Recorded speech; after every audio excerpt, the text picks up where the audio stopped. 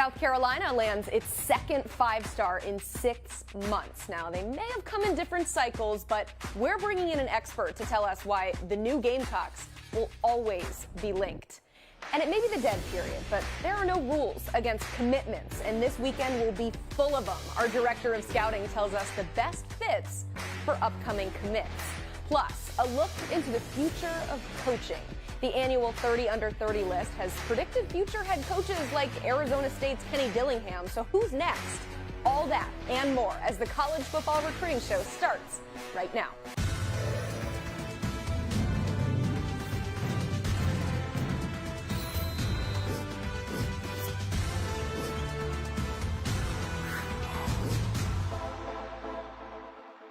Alongside Blair and Gulo, I am Emily Proud. A reminder to submit your questions in the chat. The only way you can do that is by subscribing to the 24/7 Sports YouTube channel. Also, a reminder to please like this video so we know that you're watching. Blair, realignment is dominating college football right now. We won't really focus too much on that today, so people that are sick of it can enjoy the break. But we got to acknowledge it as it is dominating the headlines right now. So how could this potentially affect recruiting for this current cycle?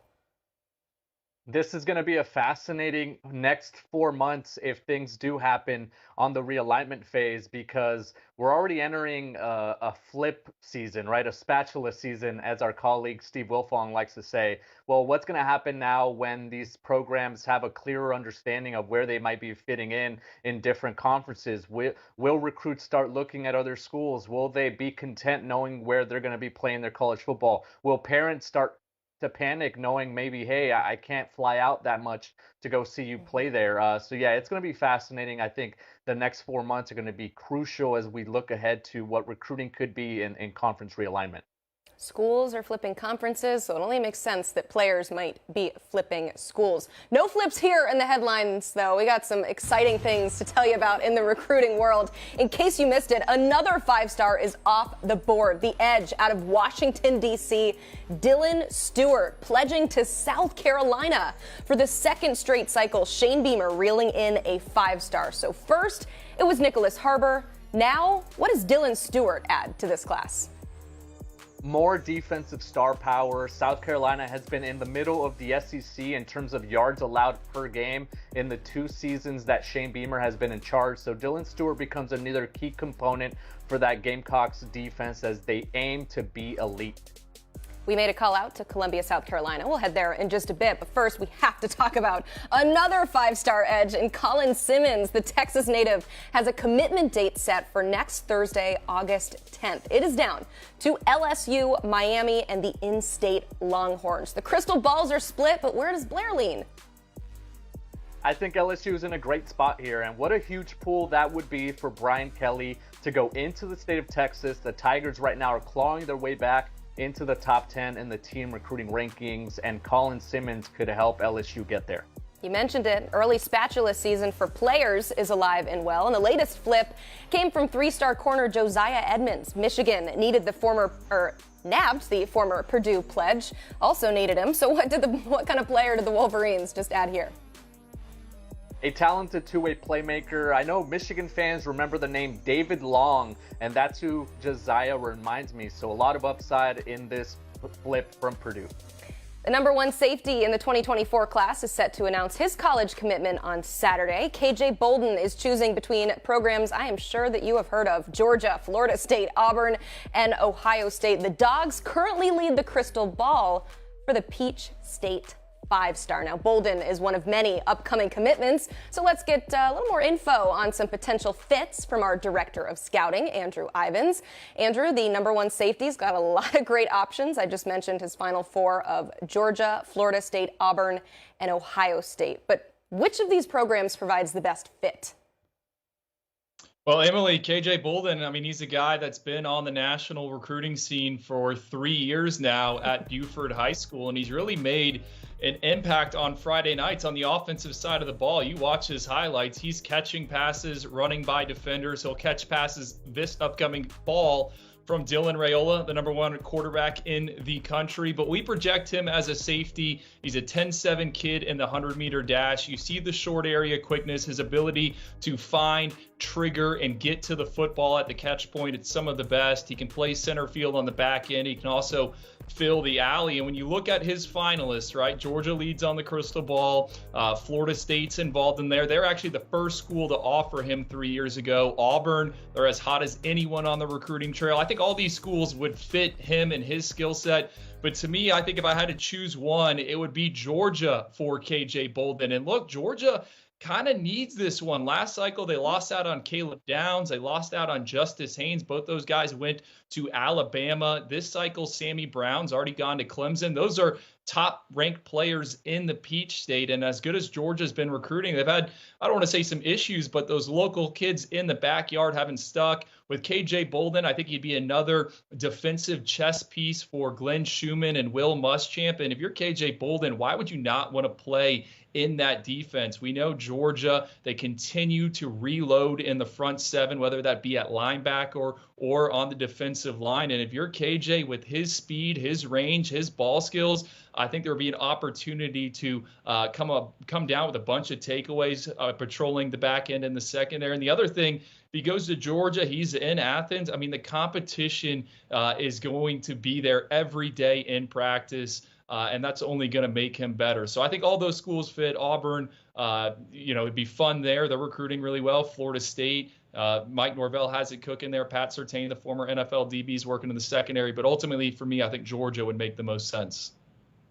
Andrew also committing on Saturday as 4-star wide receiver Gatlin Bair. He's the #1 player in the state of Idaho and perhaps the most intriguing athlete in the entire country. Michigan, Oregon, TCU, Nebraska, and Boise are the finalists. Our own Brandon Huffman has been all over this recruitment. He told us on Monday's show that it's really a battle between Michigan and Boise State. Of those two, which school and which offense do you think fits Gatlin Bair the best?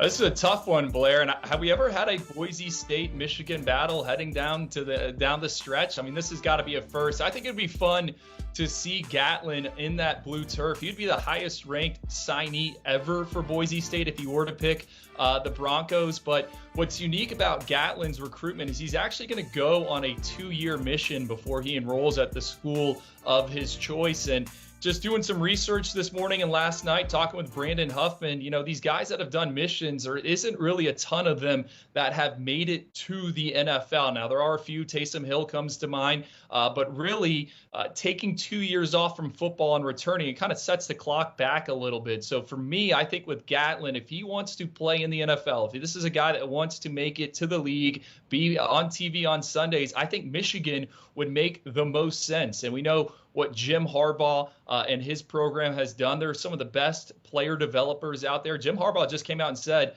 next April he thinks 20 of his guys could be drafted. He thinks that they could break the record. I think if Gatlin goes wherever he's going to go for that mission for 2 years and then returns, takes his talent to Ann Arbor, I think it would be a fit. And look at Michigan's offense. It is a ball control, run first offense usually. And I think Gatlin, someone who has some of the better track times here in the 2024 cycle, he's a 10-1 kid in the 100-meter dash, went under 21 in the 200-meter dash. He could be that deep threat on the outside, allow them to unlock some things. So I think if Gatlin wants to, again, make the league, I think Michigan would make the most sense. I would like to see him on the blue turf, though. I think that'd be fun. He would kind of be the hometown hero.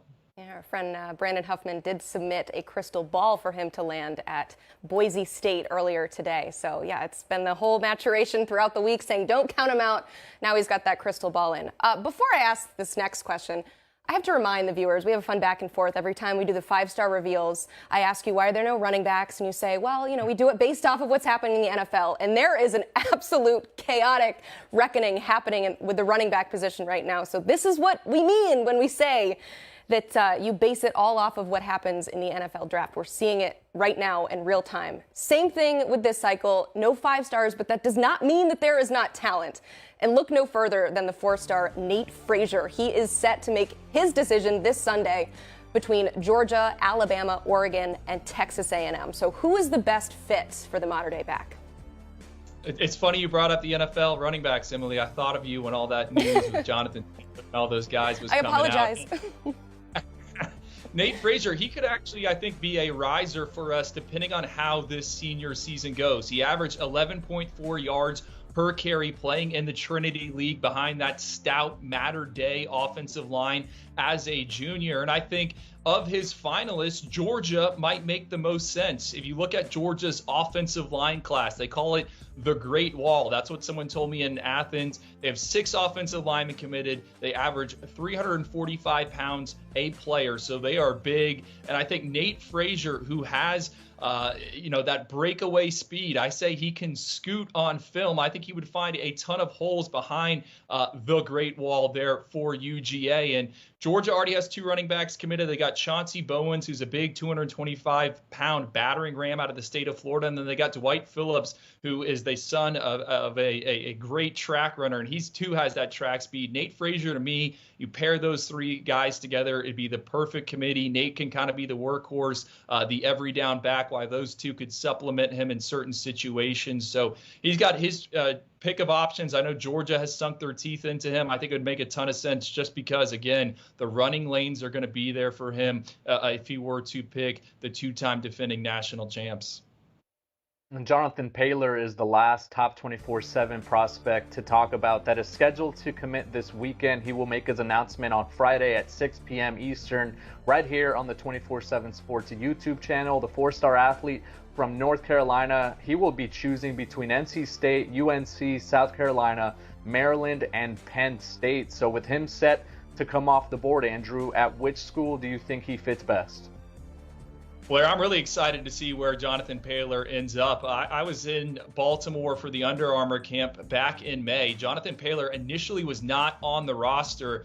I saw some guy run one slant route. I'm like, who the heck is this? Turns out it was Jonathan Paylor. I talked about track times with Gatlin Bair and some of those other individuals. Well, Jonathan Paylor is a burner of his own. Took first in North Carolina in the 400-meter dash. He was second in the 200-meter dash, third in the 100-meter dash. I mean, this guy can move. It sounds like he's going to also run track at the next level. Looking at his finalists, to me, the one that sticks out and they're trending on the crystal ball is NC State. They got a new offensive coordinator, Robert Anae, who was at Syracuse. He was at Virginia. He's telling Jonathan Paylor that he could be a weapon in that system. I think it's the perfect description. Jonathan Paylor, is he a wide receiver? Is he a running back? I don't think it really matters. He's a guy who just get the football, and I think NC State would have the perfect plan for him. If you're a Wolfpack fan out there trying to find a player comp for Jonathan Paylor, how about Naheem Hines, who is now in the NFL? You know, he started off his career there in Raleigh as a wide receiver, moved to running back, ran for over 1,000 yards, and he too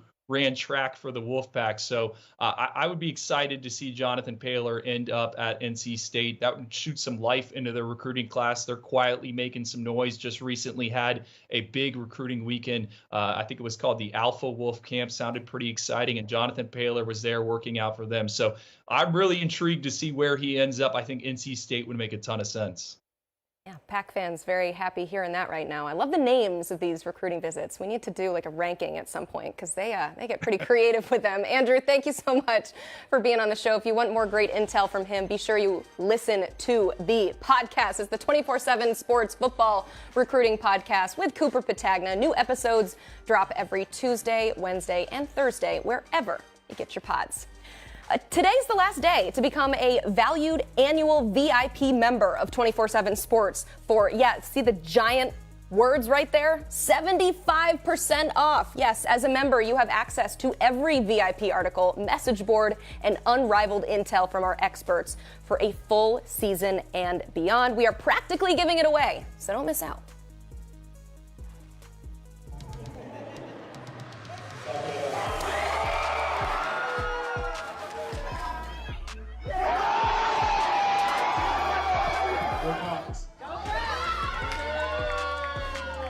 University of South Carolina. Go Gamecocks. I'm home.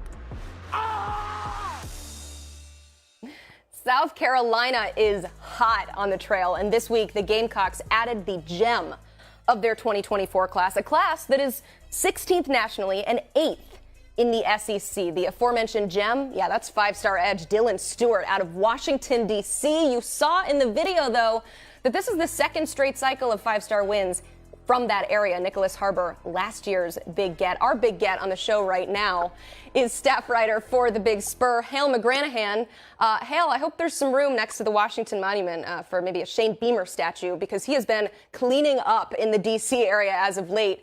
Most notably, of course, the 5-star edge in Dylan Steward. We'll continue to tell you that all show long. He is the third highest ranked recruit in South Carolina history and the highest ranked ever out of state. So how big an impact can he have for this Gamecock squad when he eventually arrives on campus? Well, he plays a premium position in defensive end, so I would say he could make a pretty big impact, if for no other reason that needs some help at that particular spot. I've gone so far as to say that he could make an impact this season if he was to join the team for 2023, just because that's kind of where they're at that position. But he's obviously a really good player, a very much a deserved 5-star, and a guy that folks are really fired up about around here, and someone they've been recruiting like crazy for more than a year now, probably going back to close to right after Beamer got the job in 2021.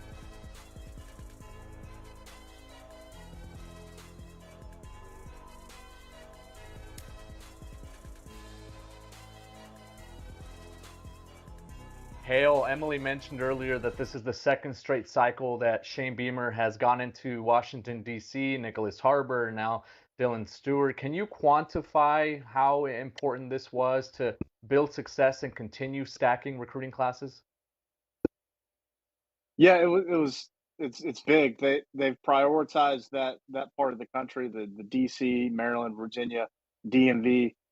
It's been almost I don't want to call it an in-state territory because it's not quite that close to Columbia, but they've treated it like it's their backyard. The Beamer name is obviously gonna ring out up there with Frank Beamer and his time at Virginia Tech, and of course Shane recruiting that area over the years as an assistant coach. He's got some assistants on the staff, and Torian Gray, who's pretty well known up there, and Pete Limbo's got a lot of connections to the Northeast, and Sterling Lucas, the guy who's the primary recruiter for Dylan Steward, has come in and done some pretty good things, obviously, as well. So that they prioritize it anytime they're allowed to have coaches out on the road. They're hitting DC, if not on that first day, then on that second day. They're saturating that market and doing their best to continue to build off some of the success they've had there, not only with Stewart and Nick Harbor, but guys like Tree Babalade and Zamari Sandy and Braden Lee, who's committed in 2024. They're working really hard to make their presence known up in that part of the country. It has certainly been working, and it's easy. We continue to do it to make the connection between the two 5-star prospects. But when it comes to the timing of their commitments, it is very different. Remember, Harbor pledged on the original signing day back in February. Stewart is in the fold now in August. We have a long ways to go, so his commitment is, of course, a continuation of landing Harbor. But how can Stewart now help build momentum now that he's in early with this 24 class? Yeah, well, I think everybody knows that big-time players want to have other big-time players around them, right? So when you got a 5-star in your class, it's going to make things a little easier for you. It's a little better story to sell to some of those other highly rated guys who are being recruited by the best programs in the country. So, we were talking to Shane Beamer earlier today over at the facility here in Columbia, and he said he's already gotten some pretty positive feedback from some of the guys they're recruiting. Maybe even some guys that they hadn't really been recruiting have taken notice of this commitment from Dylan Steward. And I certainly think it's going to go a long way, not only for 2024, but probably even 2025 and maybe beyond. Not just with guys who are from the DMV, but just all across the country. They see that name and they know he's a really good player. And so maybe that kind of perks their ears up a little bit, saying, well, if you like South Carolina, maybe I should take a look as well.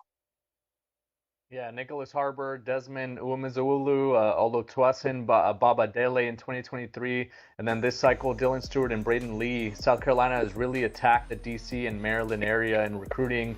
They made their mark, and there's other schools that are going in there. But what is setting South Carolina apart, and how have they been able to go into that area and recruit really well? I think a lot of it just goes back to what I was saying earlier was how heavily they've recruited it with multiple coaches working the area as part of their territories. They've emphasized it a lot and will continue to do so. Not just because they've had some success. Like even if they didn't have these couple of 5 stars and highly rated 4-star guys, I still think we'd be seeing South Carolina emphasizing that part of the country. And again, I think it goes back to just the name recognition and Beamer and Torian Gray and Sterling Lucas, even though he's a little newer to the scene in some way, I think he's quickly made a name for himself up in that region for sure. Yep, clearly a lot of success in the DMV area. I want to know who's next. Who should we keep an eye on from that area? Yeah, well, apparently this guy Jordan Seaton, who's at IMG right now, but he's originally from St. John's College High School in DC. He's taken notice apparently of Dylan Steward and his commitment to South Carolina, and beyond him, there might be some more names who sort of start to emerge as a result of this. But Seaton made a comment on one of his social media, I think Instagram maybe, and in the story he asked if there was any room for him to join the class, and I think South Carolina would be happy to include him if that's something that can play out down the road. So we'll see if they can get him in for a visit this fall, and we'll see where it goes from there. I love it. I'm sure the response was absolutely. Come on by. Hale, thank you so much for being on the show today. Be sure to check out more of his work at the Big Spur. Clearly, Beamer not done yet, so make sure you keep it locked in here to learn more about all things South Carolina recruiting.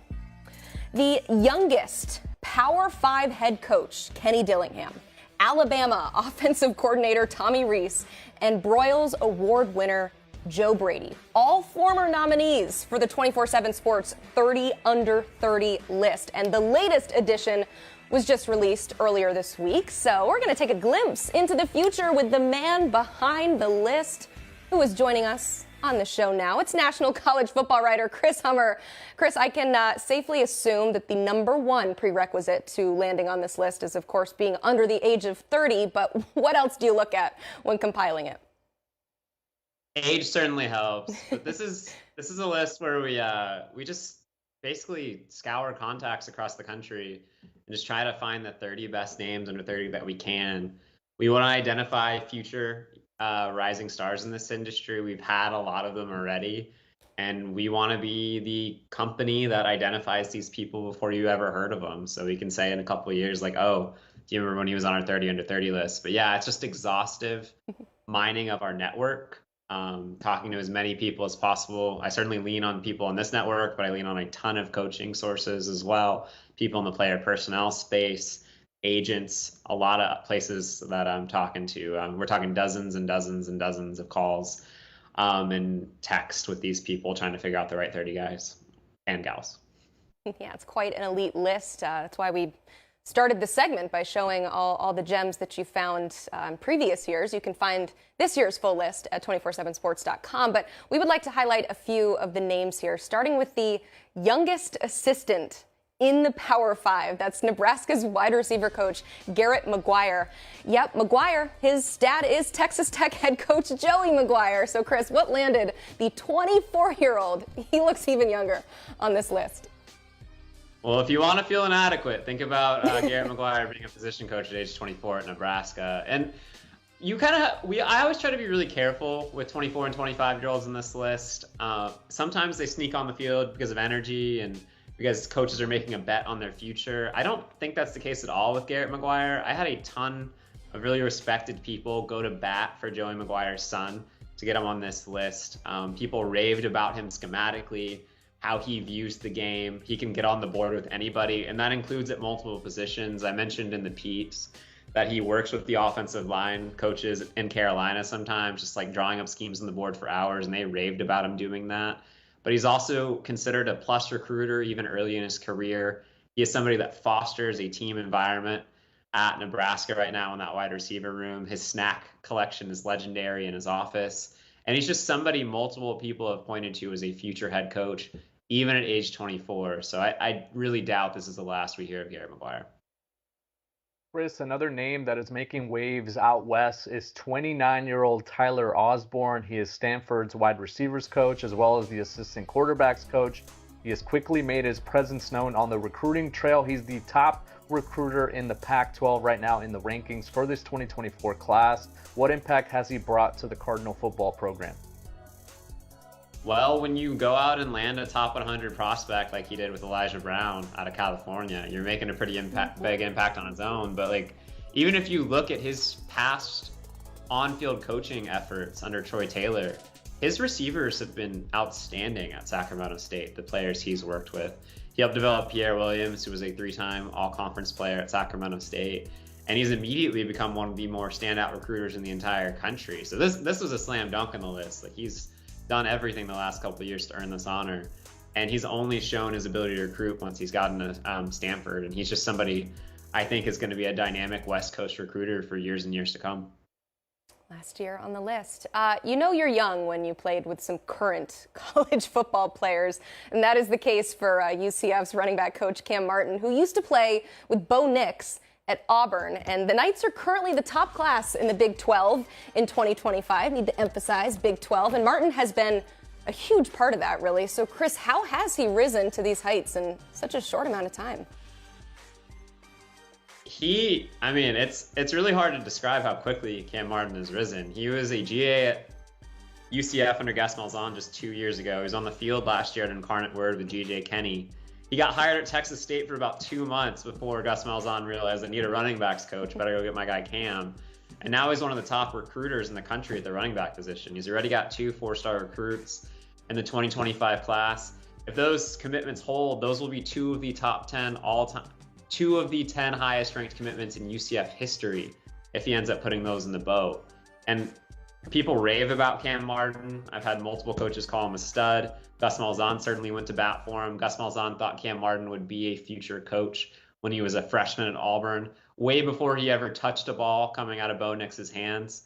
Cam Martin was a guy that was originally committed to Baylor out of high school. I covered his high school recruitment a little bit. I feel super old because of it, talking about Cam Martin here. But I think he's just going to be a rising star in this industry. He's going to be an impact running backs coach for years. And I think eventually, potentially, his like head coach potential. You see a couple of head coaches come from that running back spot. You got Stan Drayton at Temple, for example. And I think he's a guy that has that potential long term.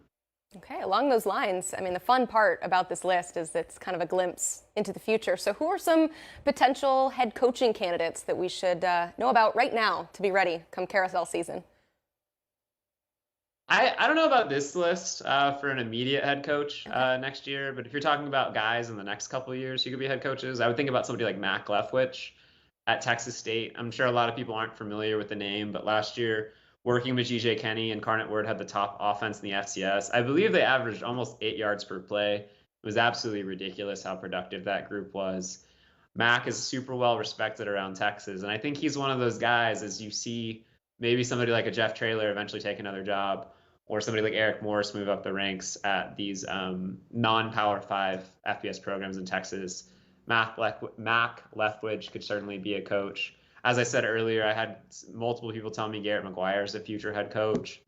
It's hard this early to necessarily identify slam dunk head coaches in the future, but I would bet there's at least 3 or 4 from this list if you take a look 20 years from now and look back at it. It's a really talented group. Finally, Katie Turner returns to the 30 under 30 list for the 3rd time. We might have to call her K3 Turner. Chris, she has become one of the off-the-field superstars in the college game. Tell us everything we need to know about Florida's assistant AD of recruiting strategy. Yeah, Katie Turner is somebody we had on the list back in 2021. I had a coach basically like jump on the table to stump for her.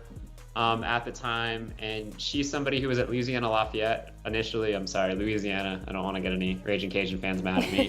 They made that name change, but they had back-to-back #1 overall classes in the Sun Belt, and Katie Turner was a huge part of that operation. Then she moved on to Georgia, helped them sign a top 5 class, and Billy Napier brought her back to Florida to his staff initially, and now she's the organizational head of the department. I think women in the industry can sometimes get pigeonholed into just being on-campus recruiting folks, but Katie Turner is one of a couple women in the industry really leading the way on them having an organizational, like, overseeing element of the recruiting department. She plays a huge part in how Florida recruits, their strategy, how they attack players, how they organize.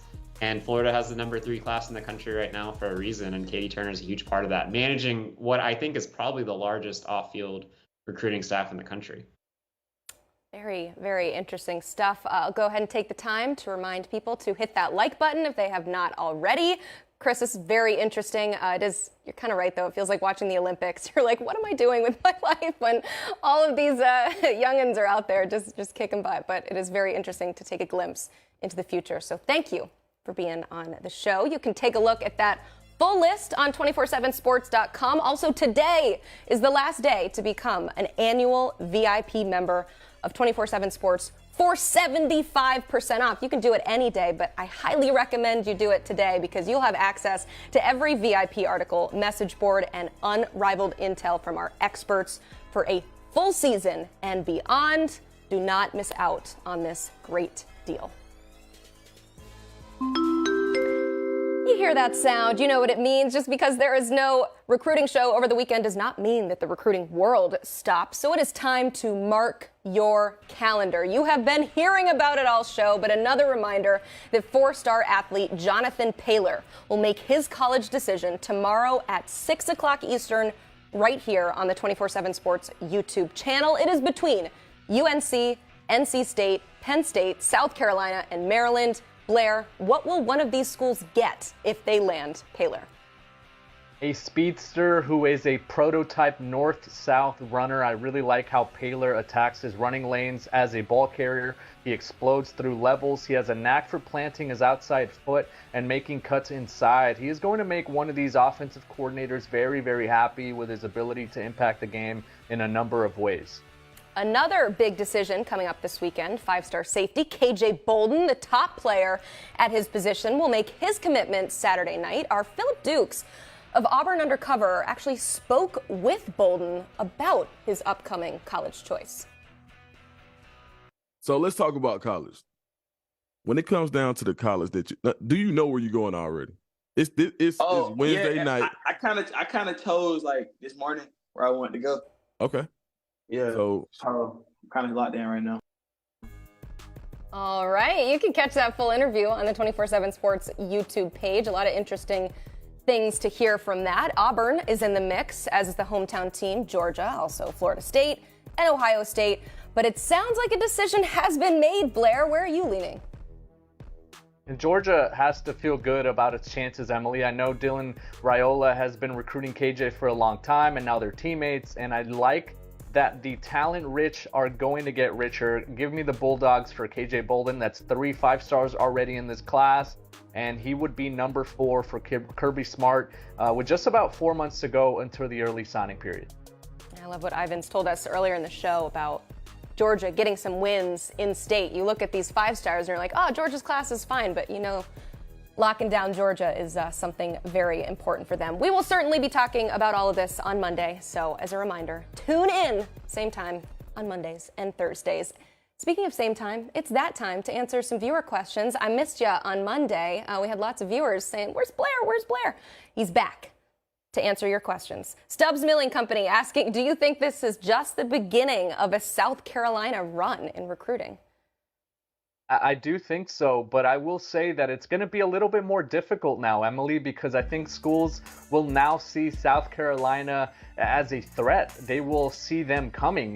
Maybe it was easy to go in and steal Nicholas Harbor in a way, right, where maybe you were being slept on and maybe other schools didn't take you too seriously. Now Dylan Steward is the other 5-star in back-to-back classes. It's going to be a little bit more difficult, but I think the product on the field, and as South Carolina continues to win football games and shows promise with the trajectory of the program, I love to use that word because I think that's what recruits want to see, is they want to see that upward trend, and that's where South Carolina is right now. So get more guys like Nicholas Harbor and Dylan Steward into the fold, maybe attack the transfer portal and get some guys that can make an impact immediately. I think that only helps recruiting, but it's going to be a little bit more difficult. So I think Shane Beamer has already done enough, but I think he needs to continue to evolve as a recruiter, because now the likes of Georgia, the likes of Florida, Tennessee, Auburn, Bama, all those programs are going to see the Gamecocks on the move in a way.